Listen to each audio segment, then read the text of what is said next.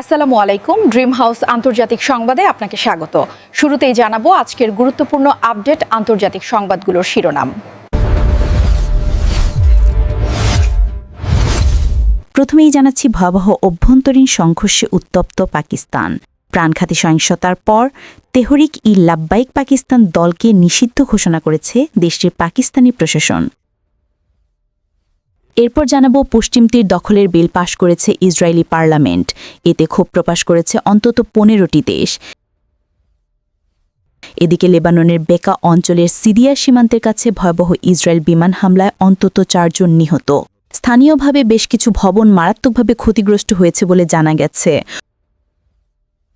অন্যদিকে পশ্চিম তীর দখলে ইসরায়েলকে কঠোর হুঁশিয়ারি দিয়েছেন মার্কিন প্রেসিডেন্ট ডোনাল্ড ট্রাম্প। এতে তেল আবিব কিছুটা বিপাকে পড়তে পারে বলে আশঙ্কা করা হচ্ছে। এবং সবশেষে জানাবো ধসে পড়ার শঙ্কায় মুসলমানদের প্রথম কেবলা আল আকসা মসজিদ ভেঙে ফেলার ষড়যন্ত্র করছে ইসরায়েল। এমনটাই জানিয়েছে জেরুজালেম গভর্নরের উপদেষ্টা মারুফ আল রিফাই। এই ছিল আজকের আলোচিত শিরোনামগুলো। এখন বিস্তারিত সংবাদে আসছি, তবে তার আগে অনুরোধ রইল প্রতিদিনের আপডেট সংবাদগুলো সবার আগে পেতে ভিডিওতে একটি লাইক দিয়ে চ্যানেলটি সাবস্ক্রাইব করে কমেন্টে জানিয়ে দিন আপনি কোন জায়গা বা কোন দেশ থেকে আমাদের এই সংবাদটি দেখছেন।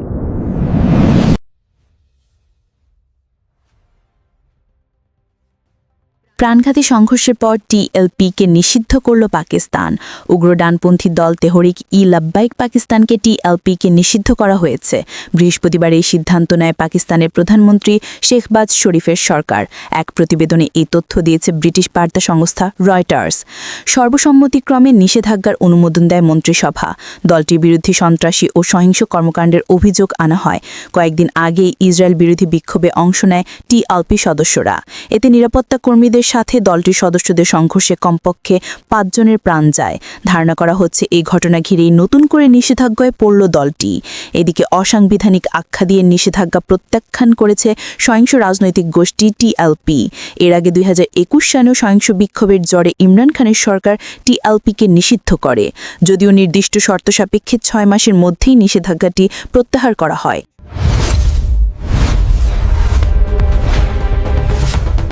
পশ্চিম তীর দখলে ইসরায়েলি পার্লামেন্টে বিল পাশ 15 দেশের নিন্দা।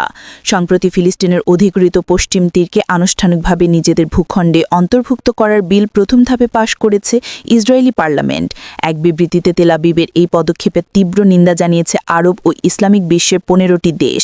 বিবৃতিতে নিন্দা জানানো দেশগুলো হলো কাতার, জর্ডানের হাশেমি রাজতন্ত্র, ইন্দোনেশিয়া, পাকিস্তান, তুরস্ক, জিবুতি, সৌদি আরব, ওমান, গাম্বিয়া, ফিলিস্তিনি রাষ্ট্র, কুয়েত, লিবিয়া, মালয়েশিয়া, মিশর, নাইজেরিয়া, আরব লীগের সাধারণ সচিবালয় এবং ইসলামী সহযোগিতা সংস্থা ওআইসি। বিবৃতিতে তারা নেসেটের এই দুটি প্রস্তাব অনুমোদনকে দখলীকৃত পশ্চিম তীর এবং অবৈধ ইসরায়েলি উপনিবেশগুলোর ওপর তথাকথিত ইসরায়েলি সার্বভৌমত্ব চাটিয়ে দেওয়ার প্রকাশ্য প্রচেষ্টা হিসেবে উল্লেখ করে একে আন্তর্জাতিক আইন এবং জাতিসংঘের নিরাপত্তা পরিষদের রেজলিউশনগুলোর বিশেষত 234 নং প্রস্তাবের নগণ্য লঙ্ঘন বলে অভিহিত করেছে। এই রেজলিউশনে 1967 সাল থেকে দখলীকৃত ফিলিস্তিনি ভূখণ্ডে অর্থাৎ আল-কুদস সহ ইসরায়েলের গণবিন্যাস, চরিত্র ও অবস্থান পরিবর্তনের সকল পদক্ষেপের নিন্দা জানানো হয়েছে। বিবৃতিতে আন্তর্জাতিক বিচার আদালতের পরামর্শমূলক অভিজ্ঞতা উল্লেখ করা হয়েছে, যেখানে আদালত স্পষ্টভাবে ঘোষণা করেছে ফিলিস্তিনি ভূখণ্ডে ইসরায়েলের দখলদারিত্ব অবৈধ এবং বসতি স্থাপন ও সংযুক্তিকরণের সব পদক্ষেপ অবৈধ। বৃহস্পতিবার 23 অক্টোবর কাতারের পররাষ্ট্র মন্ত্রণালয় এই বিবৃতি প্রকাশ করেছে। অন্যদিকে তারা 2025 সালের 22 অক্টোবর আন্তর্জাতিক বিচার আদালতের ফিলিস্তিনি ভূখণ্ড সম্পর্কিত পরামর্শমূলক মতামতকে স্বাগত জানিয়েছে। ওই অভিমতে আদালত পুনরায় নিশ্চিত করেছে যে আন্তর্জাতিক মানবাধিকার ও মানবিক আইন অনুযায়ী ইসরায়েল দখলীকৃত ফিলিস্তিনি ভূখণ্ডে অর্থাৎ গাজা সহ জনগণের দৈনন্দিন প্রয়োজনীয় সরবরাহ নিশ্চিত করা এবং জাতিসংঘ ও এর সংস্থাগুলোর অর্থাৎ ফিলিস্তিনি শরণার্থীদের জন্য জাতিসংঘের ত্রাণ ও কর্মসংস্থানের মাধ্যমে মানবিক সহায়তা পৌঁছাতে সব রকম সহযোগিতা দেওয়ার বাধ্যবাধকতা বহন করে।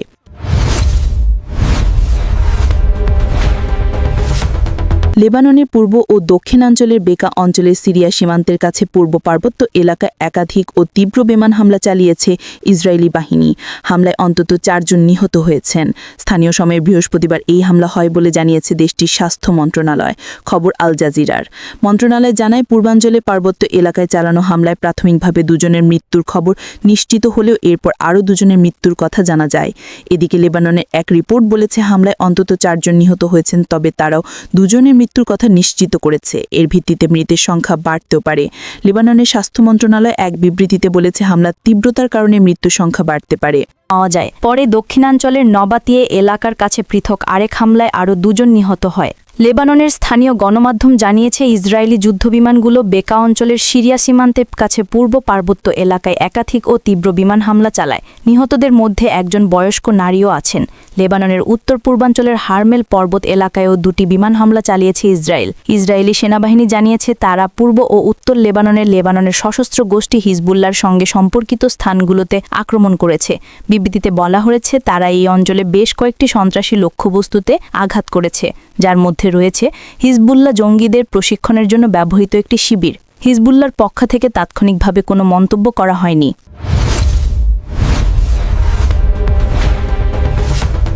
পশ্চিম তীরের দখল নিয়ে ইসরায়েলকে কঠিন হুঁশিয়ারি দিলেন মার্কিন প্রেসিডেন্ট ডোনাল্ড ট্রাম্প। মার্কিন প্রেসিডেন্ট ডোনাল্ড ট্রাম্প হুঁশিয়ারি করে বলেছেন, যদি ইসরায়েল ফিলিস্তিনের পশ্চিম তীরকে দখল বা সংযুক্ত করার সিদ্ধান্ত নেয়, তাহলে যুক্তরাষ্ট্রের সমস্ত সমর্থন হারাবে। স্থানীয় সময় বৃহস্পতিবার 23 অক্টোবর সংবাদ মাধ্যম টাইমকে দেওয়া এক সাক্ষাৎকারে ট্রাম্প বলেন, এটা ঘটবে না, কারণ আমি আরব দেশগুলোর কাছে কথা দিয়েছি, আর এখন এটা করা সম্ভব নয়। আমরা আরব দেশগুলোর কাছ থেকে দারুণ সমর্থন পেয়েছি।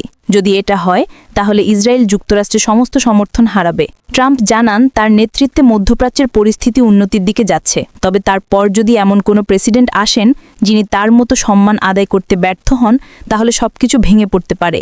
তিনি বলেন, আমি থাকাকালীন সময়টা কেবল আরও ভালো হবে, আরও শক্তিশালী হবে এবং একদম নিখুঁত হবে। ঠিক আছে, দারুণ হবে, কিন্তু আমার পর কি হবে সেটা বলতে পারি না।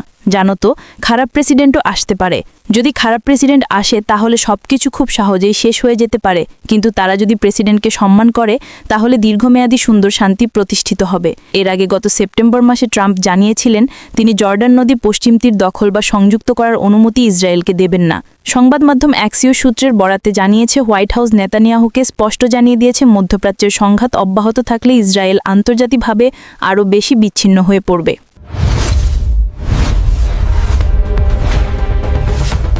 ধসে পড়ার শঙ্কায় মুসলমানদের প্রথম কিবলা আল আকসা মসজিদ ভেঙে ফেলার ষড়যন্ত্র করছে ইসরায়েল। দীর্ঘদিন ধরেই পবিত্র আল আকসা মসজিদ ভেঙে ফেলার ষড়যন্ত্র করছে ইসরায়েল।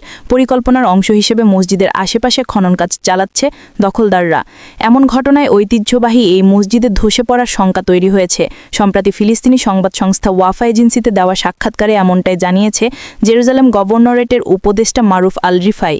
আল রিফাই অভিযোগ করেন, এই সুড়ঙ্গ খনন জেরুজালেমের পুরনো শহরের ঐতিহাসিক ও ইসলামী স্থাপনাগুলোকে ইহুদিকীকরণের একটি বৃহত্তর পরিকল্পনার অংশ। বিষয়টি ইসলামী আইনের পরিপন্থী।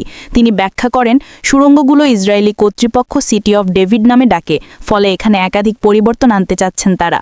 মসজিদের পাশে পুরনো জলপথ শুকিয়ে সুড়ঙ্গ জাদুঘর ও সিনাগগে অর্থাৎ ইহুদি উপাসনালয়ে রূপান্তরিত করা হয়েছে। জাব্বানা মার্কেট নামে পরিচিত একটি সুড়ঙ্গকে এখন ইহুদি পর্যটন পথে পরিণত করা হয়েছে। এটি আল আকসা মসজিদের নিচের অবকাঠামোকে হুমকির মুখে ফেলেছে।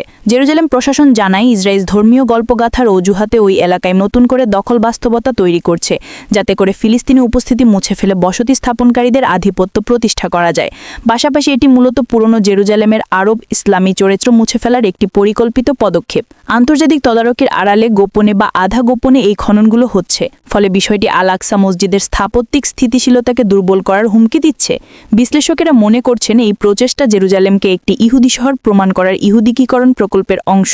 তবে এই ঘটনা ছাড়াও দখলদার ইসরায়েল মিথ্যা ধর্মীয় দাবির অজুহাতে শেখ জাররাহ মহল্লায় ইহুদি বসতি সম্প্রসারণ ও জোরদার করছে। ওই এলাকায় কঠোর মাসিক অবরোধ জারি করে স্থানীয় বাসিন্দাদের চলাচল সীমিত করা হয়েছে। বিশেষ সময়ে খেল খুশিমতো এলাকা জুড়ে ইসরায়েলি সামরিক যান মোতায়েন করা হয়, বসানো হয় একাধিক তলা বিশিষ্ট চৌকি এবং বন্ধ করে দেওয়া হয় প্রধান সড়কগুলো। এতে স্থানীয় বাসিন্দাদের দৈনন্দিন জীবন প্রায় অচল হয়ে পড়ে।